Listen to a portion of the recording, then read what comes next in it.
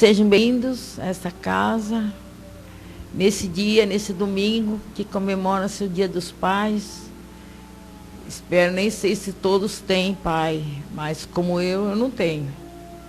Mas eu peço de coração para todos os pais, que aqui ainda deve ter bastante pai também, eu peço de coração muito amor e muita paz para eles. Nós temos aqui os nossos trabalhos da Casa do Caminho, ele dá as boas-vindas, as boas novas a todos. Os nossos trabalhos, nós temos atividades e palestras e passes todos os dias, menos às sextas-feiras. Segunda e quinta são às 8 horas, que tem o plantão também. Às terças, às 8 horas, tratamento de passes para dependentes químicos, depressão e drogados. Às quartas-feiras, às 2 horas, e aos sábados, às 5 horas. Estamos ao sábado, a cada 15 dias, distribuindo café com leite, lanche, para os desabrigados, para esses que estão na rua. Então, quem quiser colaborar, quem quiser ajudar, nós estamos abertos. Okay? Também nós temos o plantão de atendimento de segunda, terça, quinta, a partir das 7h15. Nós temos a nossa livraria, que são livros novos e usados, que são também pedindo, por exemplo, roupa, alguma coisa, quem tenha, pode trazer, que será bem-vindo. Okay? Todo sábado e todo mês é distribuído às famílias, são 30 famílias, são cestas básicas. Também nós pedimos quem puder ajudar com 1 quilo de arroz, 1 quilo de feijão, um pacotinho de leite em pó, que nós estamos precisando bastante. Vai ser bem-vindo e nós vamos gostar bastante. E os bons amigos nossos vão agradecer. Tá? E agora nós vamos fazer uma prece para iniciar o nosso trabalho. Senhor Jesus, nós te pedimos, Senhor, do fundo do nosso coração, aos bons espíritos aqui presentes, para iniciar os nossos trabalhos desse domingo. Senhor, com o coração cheio de luz e de paz, aos bons espíritos que aqui estão, aos pretos velhos, índios, caboclos, pedimos a todos, pedimos que esse dia seja abençoado, mas a todos os pais que aqui estão, que já se foram, quem tem, que homenageie eles, quem não tem, que faça uma prece, Senhor. Assim nós te pedimos do fundo do coração, com todo o amor e carinho, a licença para iniciar o nosso trabalho, que assim seja. Obrigada a todos. A nossa amiga vai falar sobre orai e vigiai. Seja bem-vinda.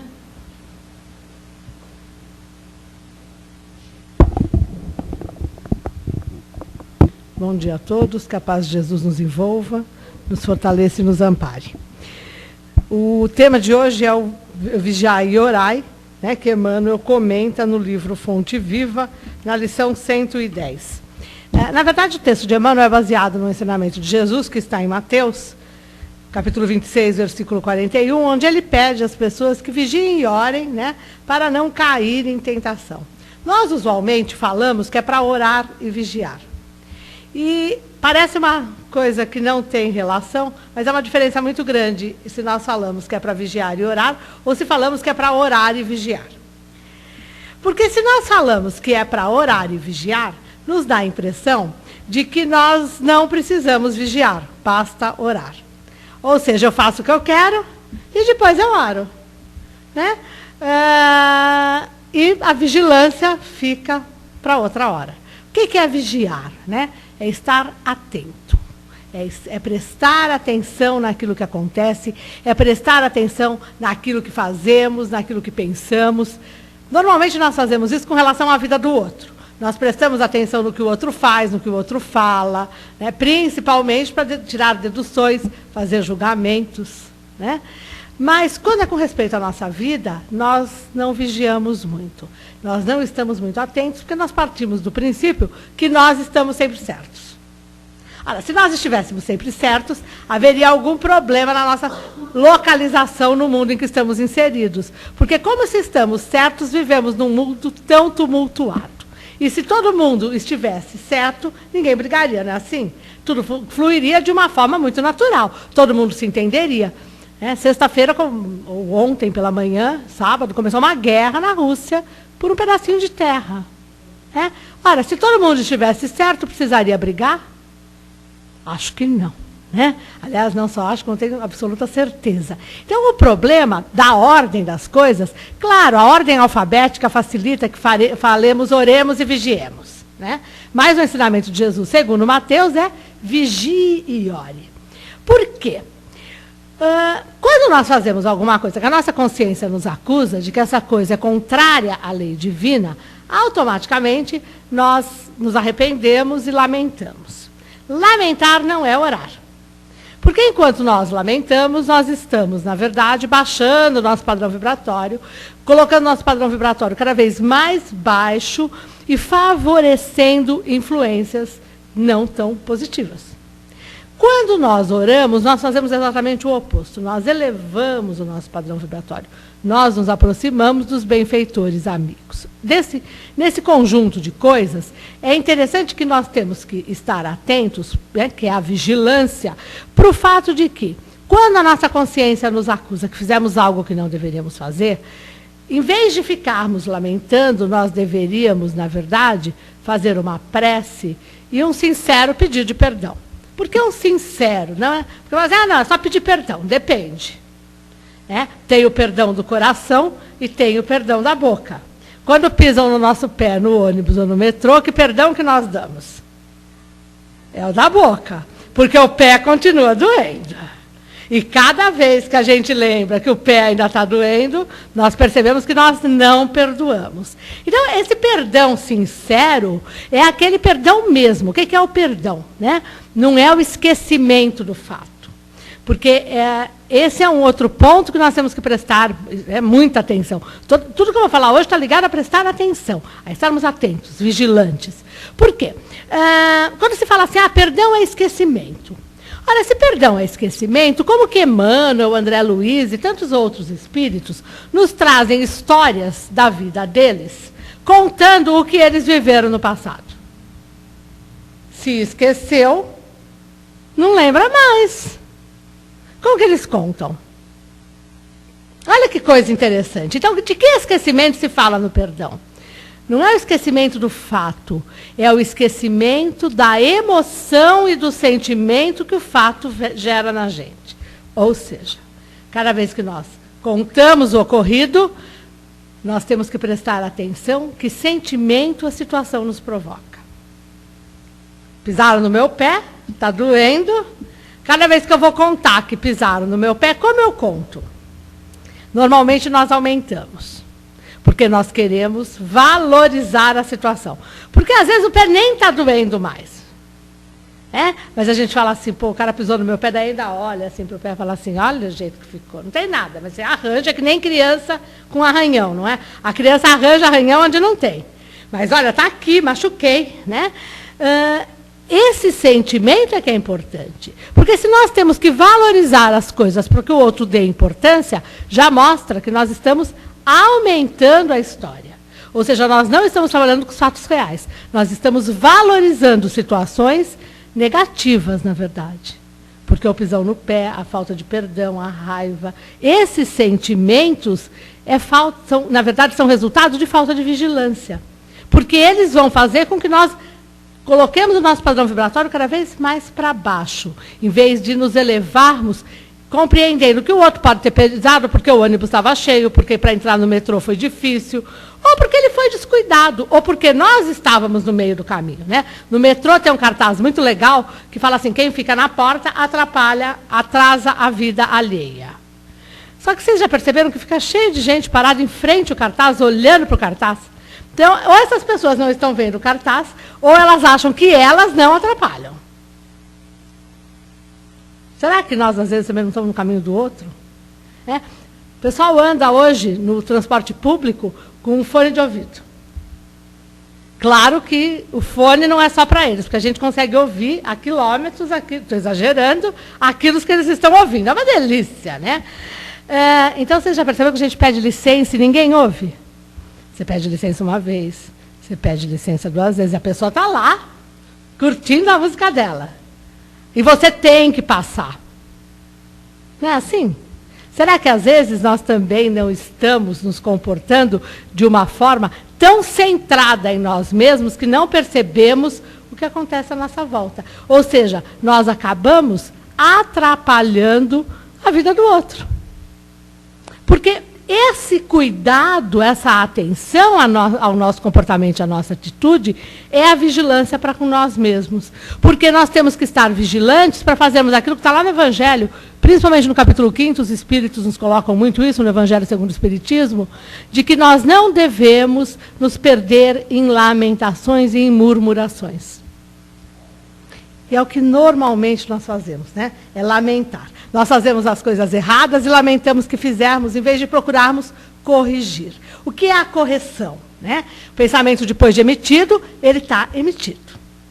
O ato, né, depois de se concretizado, já foi. Né? A palavra, depois de emitida, você não retoma. Mas o que nós podemos fazer? Na sequência, ou seja, no momento em que a consciência acusa, alerta de que nós incorremos contra a lei divina, ou seja, agredimos o outro, ofendemos o outro, fomos egocêntricos, né? Nós podemos emitir um pensamento bom no sentido de tentarmos, na conta, né, compensar uma coisa com a outra. Nós não vamos, de modo algum, cancelar o emitido, mas nós vamos, pelo menos, emitir algo bom. E aí é a continha de some e deve, né? Mais e menos. Eu vou compensar e vou acabar tendo aí um lucro. Se eu conseguir emitir alguma coisa a mais do que eu fiz de negativo. Essa vigilância é importante e porque está dito aqui por Jesus e é comentado por Emmanuel. A frase de Jesus é: vigiai e orai para não se perder em tentação. E o que é a tentação? Nós sempre achamos que a tentação está fora de nós. Ou seja, eu que sou louca por quindim, a tentação para mim é o quindim. Eu olho para o quindim e falo assim, ele está me chamando.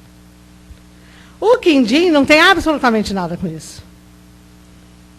Eu estou usando o quindim, né, mas nós costumamos dizer que fazemos as coisas porque os nossos amigos nos pediram, porque as pessoas pediram, porque nós fazemos em nome do amor ao outro. Não é assim? Nós usamos desculpas as mais esfarrapadas possíveis para justificar atitudes que nós tomamos. Mas, voltando para o quindim, o problema é do quindim ou o problema é meu? Quem é a tentação? Será que o quindim, quando olha para mim, nossa, o quindim não olha, né? Mas será que o quindim, quando olha para mim, ele tem a tentação de ser comido por mim? Com certeza não, né? Ele não tem esse tipo de sentimento. Não porque ele é um quindim. Vamos colocar no lugar do quindim uma outra pessoa. Ninguém quer ser destruído pelo outro. Todo mundo quer que o outro ajude na construção. Olha que eu como o quindim, eu destruo o quindim. Ele deixa de ter importância na minha vida, porque ele já foi absorvido. Quando nós fazemos as coisas porque dizemos que a tentação é maior, nós temos que começar a prestar atenção aonde mora a tentação. Tem um filme que fala que a tentação mora ao lado, né? Às vezes não é bem ao lado. Normalmente a tentação mora dentro de nós. Porque o que é a tentação? Ela é resultado dos nossos vícios, das nossas imperfeições morais, do nosso automatismo no comportamento.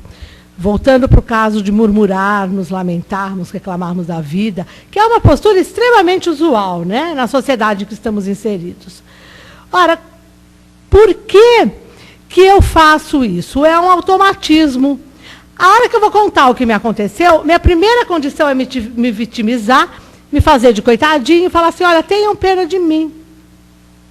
Porque nós, na verdade, queremos atrair a atenção do outro. E nós achamos que só vamos atrair a atenção do outro se nós nos fizermos de vítima. Porque como que o outro atrai a nossa atenção? A relação não é do outro, é de nós com o outro, não do outro conosco. Tudo tem que partir de nós, essa observação. Como a vigilância parte de nós, a observação tem que partir de nós. Se alguém chega e nos fala assim, tive um dia ótimo hoje. que nós falamos na sequência. Falando de padrão, não estou individualizando, né? Não estou falando de nós aqui reunidos, cada um, não vou particularizar a situação, mas vamos lá. Qual é a resposta usual? Nenhuma. Nossa. Ou então, né, quem é mais cara de pau, ainda fala assim, você acha que no mundo como esse dá para ter um bom dia? Nós não nos interessamos em perguntar para a pessoa por que o seu dia foi bom. Aí uma pessoa chega para nós e fala assim, ai, tive um dia péssimo. Nós já falamos assim, senta aqui e me conta. Não é? Nós achamos que estamos sendo solidários a nós. Primeiro, nós estamos sendo xereta mesmo. Né? Porque nós queremos os detalhes sórdidos. Nós queremos ver sangue. Né? Nós queremos que a pessoa conte as minúcias. Por isso, quando nós vamos contar o pisão no pé, nós temos que aumentar a situação. Porque senão, como que o outro vai valorizar o pisão no meu pé? Como que eu valorizo o problema do outro? Quando tem situações emocionantes. Nós temos que criar toda uma situação que faça o outro perceber que teve emoção na nossa vida. Né? E para nós, o dia bom, perfeito, maravilhoso, tudo correu bem, não é emocionante. Vocês já notaram isso? Quando nós estamos, né, namorando, casados, e o casamento está naquela fase, o relacionamento está naquela fase zen, tranquila, tudo flui normalmente, ninguém discute. O que normalmente nós fazemos? Acabamos com a relação, arranjamos um enguiço, porque falta emoção. Está faltando movimento, não tenho mais paixão. Ora, nós adoramos arranjar enguiço. Por isso, nós temos a facilidade de não resistir às tentações. Porque todo esse comportamento faz com que nós valorizemos aquilo em nós que não é positivo. Porque para valorizar o que é positivo, nós temos que mudar o nosso comportamento. Ou seja, nós temos que começar, quando alguém nos falar que teve um dia ótimo, perguntar por quê. Porque nós temos que descobrir como que o outro, no mundo em que nós estamos, consegue ter um dia ótimo. E é possível ter um dia ótimo? É sim. É muito fácil ter um dia ótimo. Basta nós prestarmos atenção, contabilizarmos, fazermos uma listinha todos os dias do que nos aconteceu de bom, de mais ou menos e de ruim. Nós vamos ver que, na verdade, as coisas ruins são as menores da nossa vida. Não é? Não, o trânsito é um horror. Bom, tenta dar um jeito de... E se não tem jeito de resolver seu horário com o trânsito, tenta aproveitar o momento no trânsito para fazer alguma coisa útil. Ouvir música boa, pensar coisas positivas, fazer exercício de mudança de padrão mental. Em vez de reclamar do trânsito, começa a ver, né? Qual a nossa participação para que o trânsito aumente. Começa a aproveitar aqueles momentos ali, que não dá para fazer nada enquanto está no trânsito, para refletir sobre o seu comportamento na sociedade. Porque aí nós vamos começar a descobrir coisas sobre nós. Nós vamos estar fazendo alguma coisa útil. Enquanto nós estamos reclamando, nós estamos colocando um véu sobre a situação e nos colocando como a única vítima. Um dos motivos da cidade ter tanto trânsito, qual é? Todo mundo quer ter carro. Ponto. Não adianta querer discutir isso, porque aí vem as desculpas. Não, mas eu preciso do carro para isso, eu preciso do carro para aquilo, o transporte público é um horror. Não vamos ter as desculpas. Vamos pensar em como nós colaboramos para equacionar a situação.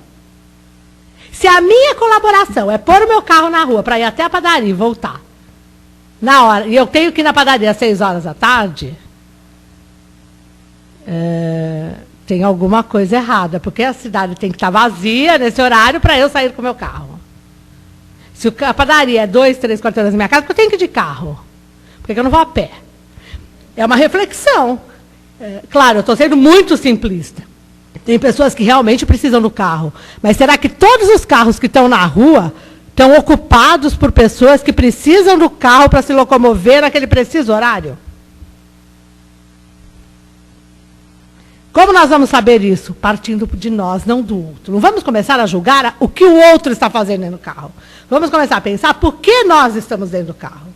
Eu conheço pessoas que têm facilidade de horário de trabalho. Pode chegar no escritório às 10 horas em vez de chegar às 9. Tem muita gente assim. Pode sair às 7 em vez de sair às 6. Se você fizer isso, você já fugiu do trânsito pesado. E é um carro a menos na rua. Um carro a menos na rua são 6 metros. Você fala, 6 metros não é nada. Mas 10 carros são 60 metros. É meio quarteirão. E por aí nós vamos começando a pensar. Isso é vigilância. Isso é estar atento a não cair na tentação de tirar o carro da garagem, porque 6 horas é hora de eu ir embora, não trabalho mais. Se eu tenho como organizar a minha vida, tudo bem. O transporte público é ruim? Não. Desculpem, o transporte público, eu uso o transporte público, é de boa qualidade, sim. Os ônibus são novos, o metrô é ótimo, já foi eleito o melhor metrô do mundo. O problema é que tem muita gente no mesmo horário na rua. Porque se você pegar o metrô, qualquer uma das linhas, até as da Zona Leste, às 2 horas da tarde, às 10h30 da manhã, não que esteja vazio, mas está muito confortável. Qualquer um que tenha feito esse exercício sabe que eu não estou exagerando, não estou mentindo, não estou exagerando, né? É tranquilo. Ele é ruim no horário de rush. Agora, se nós começarmos a usar mais o transporte público, será que ele não melhora? Será que não vai ter investimento?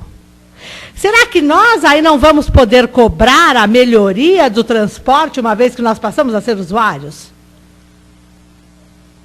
É tudo uma questão da nossa participação no mundo em que estamos inseridos. E não esperar que o mundo mude para que nós mudemos. O mundo é resultado da nossa ação. Por isso a tentação existe, para que nós possamos vencer a tentação. Um mundo sem problemas seria legal para nós? Seria horrível, não é? Se levantar, nada acontece de ruim.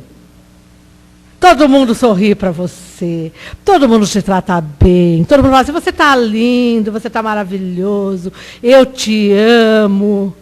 Você hoje tem aumento de salário, não vai ter serviço nenhum a partir daqui. Tua vida vai ser uma ociosidade com muito dinheiro. Que sonho que nós temos na vida, né? O que nós vamos lucrar com isso, falando como seres espirituais? Alguém que não faz nada evolui espiritualmente? Nós somos espíritos. Nós temos que ter isso cada vez mais consciente para nós.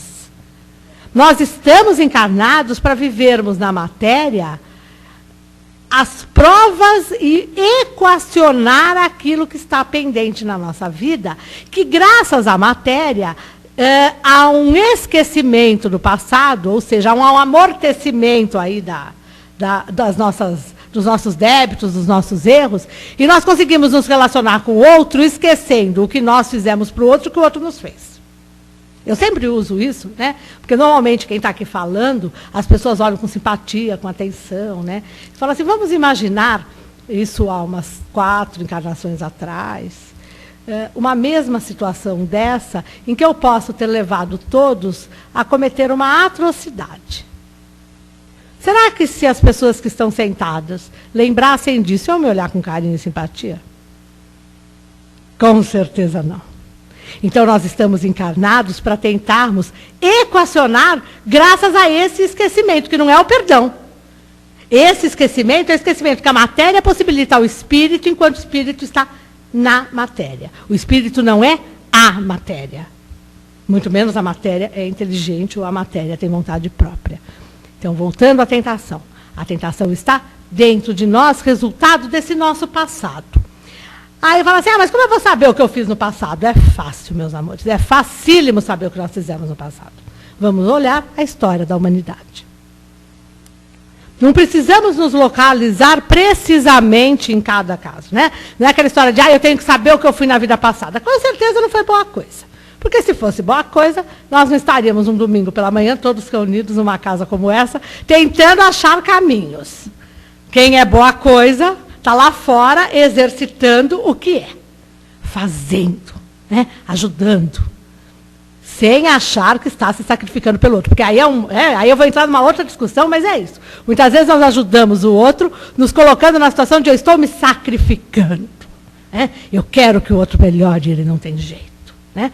Esta condição também não é isso. Quem está lá fora ajudando porque é bom mesmo. Ele nunca acha que faz o suficiente, ele é sempre humilde, ele sempre entende os problemas do outro, não critica, não julga, não faz nada, ele ajuda. Ele ajuda mesmo, né? Não é muito bem, né, o caso, não estou julgando ninguém, mas eu falo por mim, né? Senão nós não estaríamos aqui, nós estaríamos fazendo outra coisa. Ou estaríamos melhor em outro mundo que nós achamos que nós já merecemos.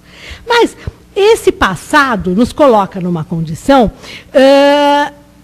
de correção de rumo. Então, voltando lá para a história da humanidade. Se a humanidade cometeu, até em nome de Deus, todos os crimes que cometeu, né? Isso foram vários, porque as cruzadas mataram os pagãos, o que eles chamavam de bárbaros, em nome de Deus. Claro que o motivo claro da cruzada não era esse, mas esse era o motivo aparente, né? O motivo claro da cruzada era econômico. Ponto. É coisa ótima, né? A gente começa a analisar e descobre que o ponto é sempre o dinheiro. É o poder que o dinheiro dá. Nós temos a Inquisição. As pessoas morriam porque eram hereges, morriam na fogueira, assim. Aí eu não gostava do meu vizinho, o meu vizinho tinha um gato preto, eu falava assim, vocês conhecem o ditadinho de que bruxa tem gato preto, né? Assim? É uma bruxa. Ainda a pessoa tinha o costume de todo dia, um determinado horário, ou uma vez por semana, fazer aquilo que nós fazemos hoje, que é o Evangelho no Lar. Então a pessoa sentava, fazia uma prece, lia um texto, a gente falava assim, olha, está praticando alguma coisa nesse horário. Como já não gosto dela mesmo, eu vou lá e denuncio. Ela era herege? Esses casos existem, e todo mundo sabe, basta ver a história. Se alguém um dia pegar o manual do inquisidor, né, da Idade Média, vai descobrir coisas fantásticas. Tudo era contra você, não tinha como. Não tinha direito de defesa nenhum mesmo. Né? Ora, é exercício de poder. Isto não é correção de rumo para o outro. Porque as pessoas que fizeram isso com as outras arranjaram o quê para a sua vida? Isso. Que estão tentando resolver hoje. Nós estamos juntos neste mundo para resolver os nossos problemas do passado. Então, essa história da humanidade que nós criticamos e julgamos é a história de cada um de nós. Por isso ela não merece nem crítica nem julgamento. Ela merece observação e conhecimento, para que os fatos não se repitam. Hoje, por exemplo, é Dia dos Pais. Quantas pessoas, nesse dia, não fazem tudo por obrigação? Então, assim, tem que almoçar com o pai. Tem que comprar presente para o pai. Eu sei que eu vou encontrar o povo todo lá e eu não suporto aquelas pessoas. Tudo eu faço por obrigação. Tem algum valor o que nós estamos fazendo? Se nós nascemos numa determinada família e temos essas pessoas como pais, mães, irmãos, tios, parentes, primos, é porque nós fazemos parte de um grupo que tem algo em comum a resolver. Se não tivesse nada com aquela família, nós teríamos nascido em outra. Quando nós reclamamos desse tipo de reunião familiar, nós estamos, na verdade, não vencendo a tentação. Qual é a tentação? É nos entendermos com essas pessoas.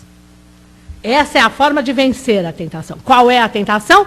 É continuar mantendo o automatismo de que eu não vou com a tua cara, eu não te suporto, eu não aprovo o teu comportamento, eu não esqueço o que você me faz, você não fez nada para me ajudar a estar aqui. Fez sim. Porque se não fossem os nossos pais e as nossas mães, nós não estaríamos encarnados. Ora, os pais só dão o corpo físico, mas eles dão a possibilidade de estarmos aqui. Eles poderiam não nos dar essa possibilidade. Claro, aí vai vir, não, mas daí eles responderiam por isso. Não, o problema não é esse. O problema é a nossa condição, não a do outro. Então, sem eles, nós não estaríamos aqui. Será que eles ainda precisam fazer mais alguma coisa por nós? Olha só, né? Nos possibilitaram estar aqui, tentando resolver a nossa vida, não a deles. Será que eles ainda precisam fazer mais alguma coisa? Não, mas tem que deixar herança, não é? Tem que me dar uma bela vida, tem que fazer isso, fazer aquilo. Ora, eu estou recaindo nos mesmos pontos que eu recaí todas as minhas outras encarnações. Eu estou valorizando os bens materiais. Eu estou deixando de fortalecer a minha posição de reconhecer a importância dos bens espirituais. Que eu estou aqui para conquistas espirituais. A conquista material tem que me levar a uma evolução espiritual. E aí a nossa forma de viver vai mudar. Ah, não, mas o mundo é competitivo. Então, por isso eu tenho que derrubar o emprego do outro, eu tenho que tirar, eu tenho que puxar o tapete do outro, eu tenho que prejudicar o outro, eu tenho que mentir sobre o trabalho do outro, para que eu consiga o lugar dele? Se há cada um segundo suas obras, a hora que eu faço isso para o outro, eu vou receber o que de volta? A mesma coisa. A hora que eu lamento na vida, eu vou ter que tipo de gente ao meu lado? Que lamenta na vida. A hora que eu reclamo que eu vou encontrar a minha família no Dia dos Pais e vou ver aquele sobrinho que eu não suporto, aquele cunhado que não sei o que, não é assim? Eu estou fazendo o quê? Criando uma energia, eu estou plasmando, usando uma palavra bem específica, uma cena que pode se concretizar pelo exercício da minha vontade. Pode ser que o outro nem esteja a fim de brigar comigo, mas eu já vou armada. Eu já vou para a guerra, porque vai ser uma guerra. Este almoço de hoje vai ser um horror, como é sempre. Pode correr tudo bem no almoço. Como eu vou ver o almoço? Pode estar todo mundo alegre, bem-humorado, nós vamos ter que justificar a nossa impressão. E nós vamos dizer o quê? Todo mundo está fingindo. Um bando de falso. Assim. Nós criamos tanto a ideia da coisa que quando ela não acontece, às vezes nós até nos surpreendemos e a ficha cai. Né? Nós falamos assim, ai, nossa, o outro mudou. Mas quantas vezes será que o outro já agiu dessa forma e só agora nós estamos notando que ele mudou?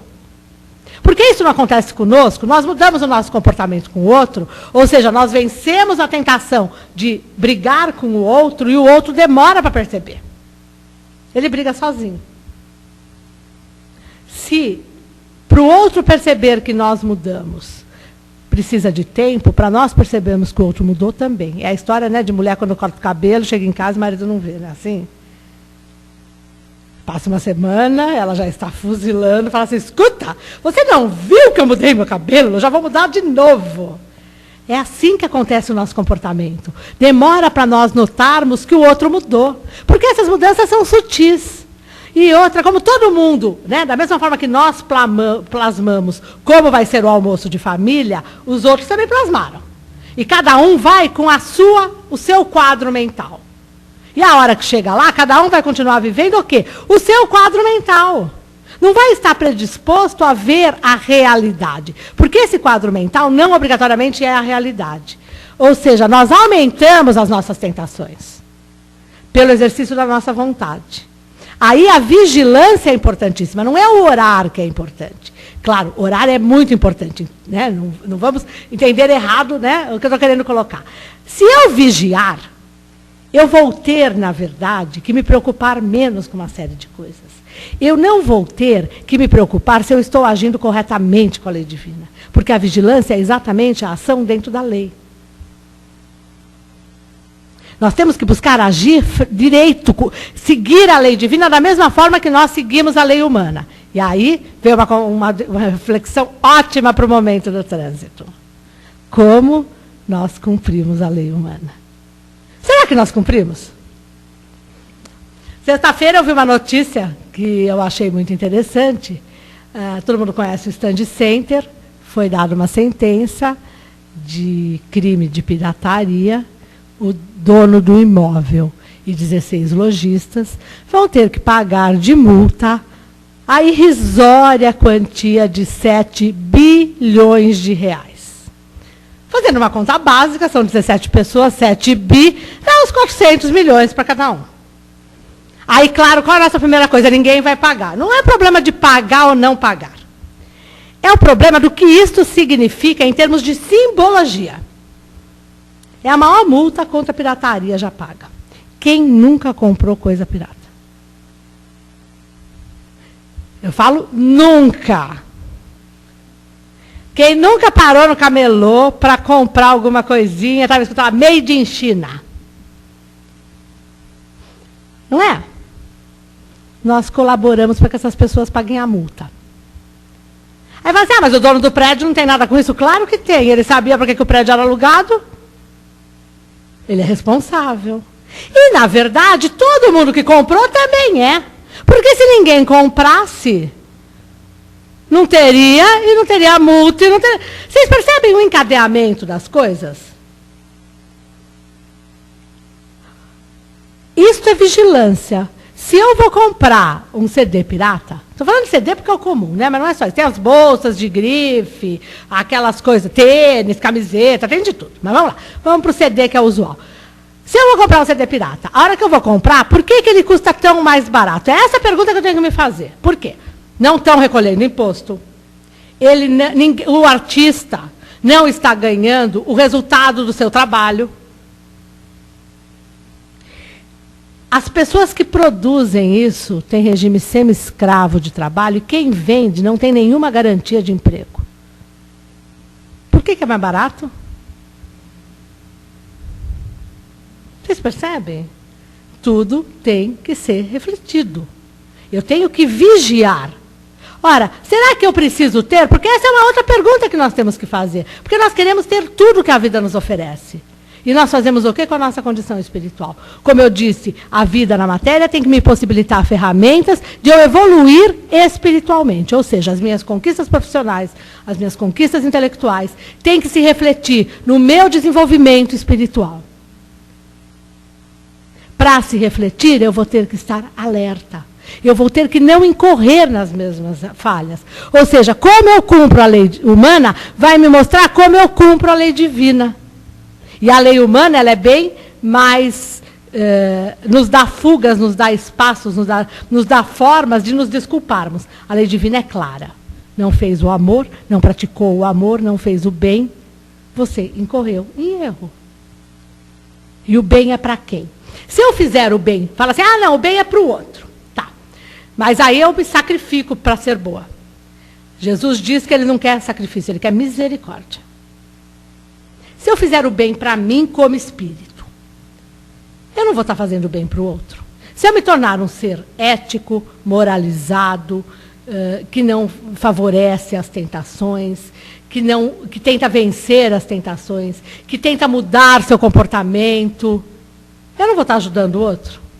Eu não vou estar melhorando a vida daqueles que vivem à minha volta. Se cada vez que me derem uma cutucada eu não sentir e não entrar na briga, eu já melhorei muito. Eu estou pensando em mim. Então está sendo egoísta. Tá bom, mas eu estou pensando em mim em que condição? Espiritual. Isto, meus amores, é vigiar. O que Jesus nos pede, quando ele diz vigiai e orai, é para nós vigiarmos. Porque se nós vigiarmos, nós estaremos orando constantemente. Porque continuamente nós estaremos com o nosso pensamento elevado, ligado às coisas divinas. Ao bem. Jesus, em toda a sua passagem na Terra, principalmente nos 3 anos de messianato, ele ora, pelo menos está no Evangelho, ele ora uma única vez, que é antes de ele ser preso. Né?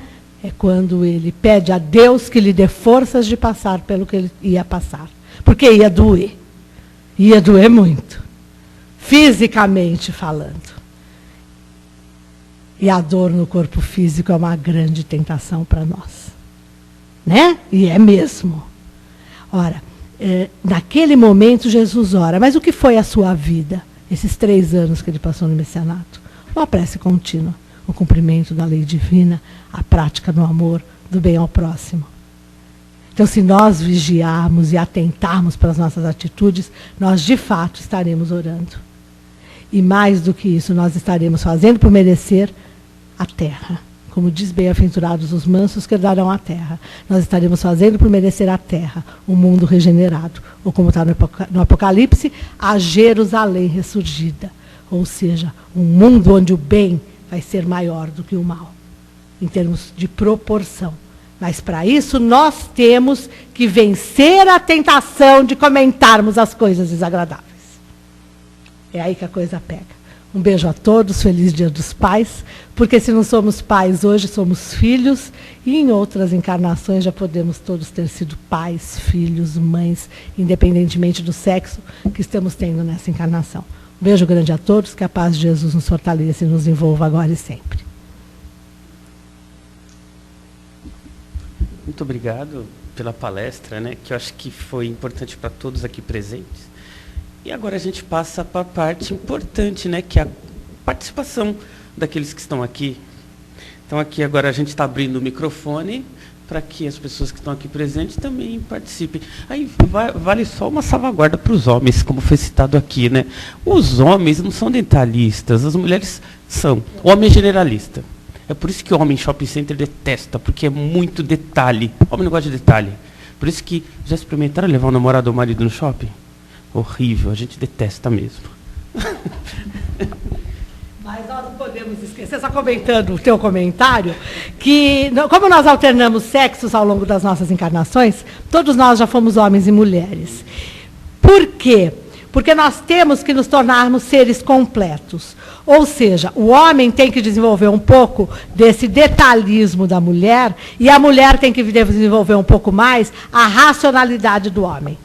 Eu acho que o homem ele é mais racional e a mulher é mais emocional. Eu acho não, né? Isso está em toda a literatura psicológica espírita, não espírita, né? A filosofia fala sobre isso, sobre o sentimento. Então, na verdade, nós somos razão e sentimento. O ser ideal, ele tem isso mesclado.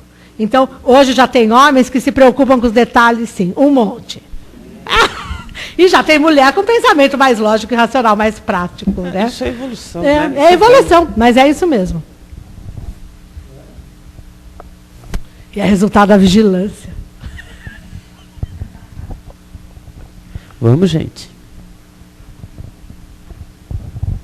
Kátia, parabéns pela palestra, Obrigada, como querida. sempre, muito eloquente, né? E tocando naqueles pontos bem interessantes que fazem a gente pensar. Falando a respeito do Vigiai, né? Eu acho que a gente está numa época propícia para pensar nisso, porque a gente está perto de eleições novamente, né? Então você falou, por exemplo, do trânsito, você falou agora, por exemplo, da pirataria, a questão dos impostos que oneram bastante as compras das pessoas, né? Então eu acho que agora é momento da gente vigiar, né, no sentido de nos prepararmos para fazer escolhas melhores, né? Exatamente. Nós temos que entender que as pessoas que estão aí governando o país, a cidade, o mundo, nós temos responsabilidade para com elas, não só elas para conosco. Porque nós adoramos o paternalismo, nós achamos que as pessoas têm que fazer por nós. Mas nós escolhemos essas pessoas, seja pela nossa omissão, seja pelo nosso voto direto, pela nossa posição direta. Claro, eu posso não ter sido omisso e ter votado em outro. Mas se aquele foi eleito, eu vou ter que me entender com aquilo. Porque a democracia, né, tem gente que brinca com isso, que democracia é bom quando alguém manda. Né? Então, assim, o problema da democracia é que nós trabalhamos com a vontade da maioria. E aí? Como que a maioria se comporta? Dentro do automatismo. Para fazermos a diferença, nós temos que mudar o nosso comportamento individual. Não é só mudar o voto ou me preocupar no voto. Como eu ajo no resto do ano? Como eu ajo, né, é a história do regime lá, que o problema não é o que a gente come entre o Natal e o Réveillon, é o que a gente come entre o Réveillon e o Natal. Né? Na verdade, o problema não é o momento do voto, é como nós nos comportamos ao longo dos 4 anos. Nós, não o outro. Porque a gente fala assim, ninguém que presta se mete em política. Nós já estamos julgando. Então, por causa disso, nós não procuramos analisar quem nós estamos escolhendo. Porque ninguém presta mesmo. Não é assim? Vamos procurar conhecer, sim. Vamos estar atentos, porque tudo, meus amores, é exercício de livre-arbítrio. E se tem exercício de livre-arbítrio, tem a lei de ação e reação. As pessoas que estão aí hoje, nós temos uma responsabilidade com elas, porque se elas não derem conta do recado, elas estão se comprometendo para próximas encarnações. Mas qual é o nosso comportamento para com elas? Só metemos um pau. Sempre. Então, que energia nós mandamos para os governantes? A pior possível. Não é? Por Porque nós só reclamamos, nós só falamos mal de todos eles. E quando faz alguma coisa de boa, a gente ainda fala assim, não fez mais do que a obrigação. Nós precisamos mudar, o vigiar é tudo isso. Ou seja, eu tenho que estar atento para o que eu mando para essas pessoas. Porque se eu só mando energia negativa, como eu vou querer que eles consigam fazer alguma coisa boa? A vontade deles acaba sendo, muitas vezes, soterrada pelo pensamento negativo de 180 milhões de pessoas. Porque não é o meu pensamento negativo. É o meu e de todo mundo que pensa como eu. Nós temos que começar a ver que o nosso é a gotinha do beija-flor lá na história do incêndio. Né? Não dá tempo de contar a história, que eu já estourei meu tempo, mas tinha um incêndio lá e o beija-flor começou a pegar com o biquinho dele, jogar gotinha d'água, e um macaco fala assim para ele, você acha que está fazendo a diferença, que isso vai apagar o incêndio? Ele fala assim, bom, mas eu estou fazendo a minha parte. O meu voto, o meu pensamento positivo faz a diferença. É isso que nós temos que estar atentos. Obrigada, Luciana.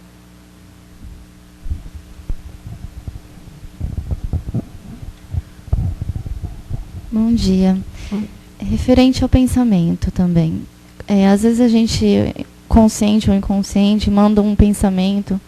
Às vezes você não quer fazer aquilo, né? Você acaba mandando um pensamento para uma pessoa. E a gente sabe que pensamento constrói. Aí você vê que aquilo que você emitiu está construindo. Você consegue mandar bons pensamentos? Consegue.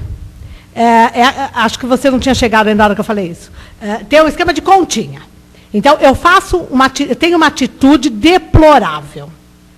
Como eu vou corrigir essa atitude deplorável? Depois que eu falei, pensei, ou seja, depois que foi emitido, que saiu de mim, eu não tenho mais controle. Mas eu tenho controle pelo que vai sair na sequência. Então, o que eu posso fazer? Eu emito um pensamento contrário.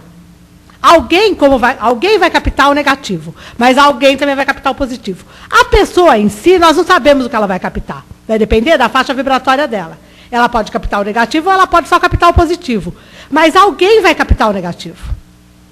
Como nós, de um modo geral, somos muito mais para baixo do que para cima, em termos de padrão vibratório, muito fácil a gente captar tudo de ruim que está por aí, que nem sempre foi mandado para nós. Mandado no sentido, né, cuidado com as palavras, mas mandado no sentido de direcionado. Não pensaram o mal para mim. Mas eu captei, porque eu estou andando por aí com o meu padrão vibratório lá embaixo. Então, se eu faço alguma coisa que prejudique alguém, e nós fazemos sim, todos nós. Todo mundo fica com raiva, todo mundo fica com mágoa. Mágoa é uma coisa horrível. Você, magoado, fica mandando energia negativa sem nem perceber, porque você está magoado. E você manda indistintamente. Isso é muito pior ainda. Não é nem canalizado, porque quando a gente está com raiva de alguém, você manda para alguém. Agora, quando você está com raiva do mundo, a coisa fica, né? E quantas vezes a gente está com raiva do mundo? Eu quero que o mundo se acabe. Nós vamos ter que fazer o processo inverso, ou seja, eu vou ter que fazer uma vibração de muito amor pelo mundo. Eu vou ter que tentar fazer o bem. Isso é facilmente explicável quando se fala assim, alguém mata alguém. E não é, vamos supor que a pessoa não é descoberta, papapá. E ela sabe que ela fez uma coisa errada, ela sabe que ela não tinha esse direito, e ela resolve tentar resolver o problema. Repetir um monte de resolve, mas é assim mesmo. Então vamos lá. Ela resolve equacionar o problema dela. Ela matou, ninguém descobriu, e ela resolve corrigir. O que ela vai fazer? Ela vai trabalhar pela vida das pessoas. Porque uma coisa é nós ficarmos sabendo, outra coisa é como funciona a nossa consciência e a lei divina. Nós não escondemos o que nós fazemos de absolutamente ninguém. Principalmente da nossa consciência de Deus. Né? A partir do momento que eu não escondo, não importa se a lei humana não me pega, eu sei o que eu fiz. E como eu posso corrigir? Ajudando as pessoas a terem vida. Eu estou dando um exemplo. Né? As pessoas que são presas, elas podem, na cadeia, se recuperar mesmo, no sentido de que vai começar a fazer um trabalho de recolocação, de reposicionamento mental, de atitude. Então, o que nós temos que, a hora que nós caímos na tentação, vamos corrigir com a postura contrária. Tá bom? Respondi? Não, tá.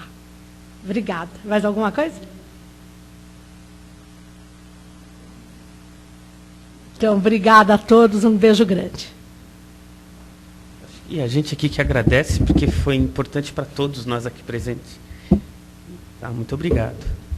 Vamos então agora partir para a próxima parte do trabalho, que agora, além de orarmos e vigiarmos, vamos doar um pouco dessa força com pensamentos positivos agora.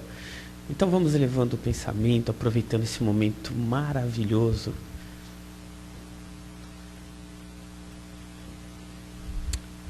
Pensando numa luz muito forte, brilhante, à nossa volta. Luz esta enchendo-se de vibração, de amor, de paz, de tranquilidade. Que essa luz envolva nossa casa, essa casa que tanto nos dá conhecimento, ensinamento, direcionamento.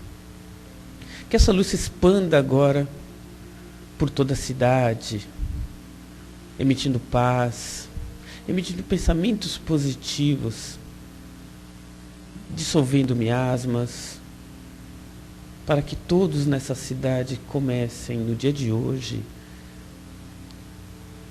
a entender melhor o significado desse dia. Não que seja tão importante o dia em si, mas para que nós possamos utilizar sim o dia para bons propósitos. Que essa luz se expanda pelo nosso estado, agindo sobre os doentes, nos hospitais, nos asilos, nos menores abandonados nas ruas, nas vilas, nas casas que ainda não encontram equilíbrio familiar nem financeiro. Que essa luz traga paz, amor, sentimento de fraternidade nos lares. Luz esta que se expande agora por esse nosso país, dinamizando os pensamentos de todos nós brasileiros para um bem maior, um amor maior, de uns para com os outros. Que nesse momento essa luz agora envolva nosso planeta, transformando todos os sentimentos que não são tão equilibrados em amor, dissolvendo ódios, trabalhando bons sentimentos para que melhorem a cada dia, para que nosso planeta encontre cada vez mais luz. Luz esta, então, que brilha com cada vez mais intensidade a cada dia. Pai de infinita bondade, estamos aqui mais um domingo, agradecendo a oportunidade do aprendizado, que possamos, através desses conhecimentos, aplicá-lo no nosso dia a dia, pois o verdadeiro teste não se encontra aqui, nesta casa de bênçãos, mas na nossa vida diária, na nossa casa, no nosso trabalho, com nossos amigos e parentes. Possamos, Pai, trabalhar a nosso favor o conhecimento, o amor, a caridade. Possamos fazer de nossos atos exemplos vivos do amor divino. Que assim seja. Amém. Bom, agora como só temos nós aqui presentes como passistas, você dá passe também? Não, é simples, só imposição. Como só temos nós aqui, é só imposição. Então a gente agora vai se preparando, se as pessoas já quiserem. Então vou aproveitar a palestrante para trabalhar também um pouco mais. E a gente termina, vamos para a última parte dos trabalhos.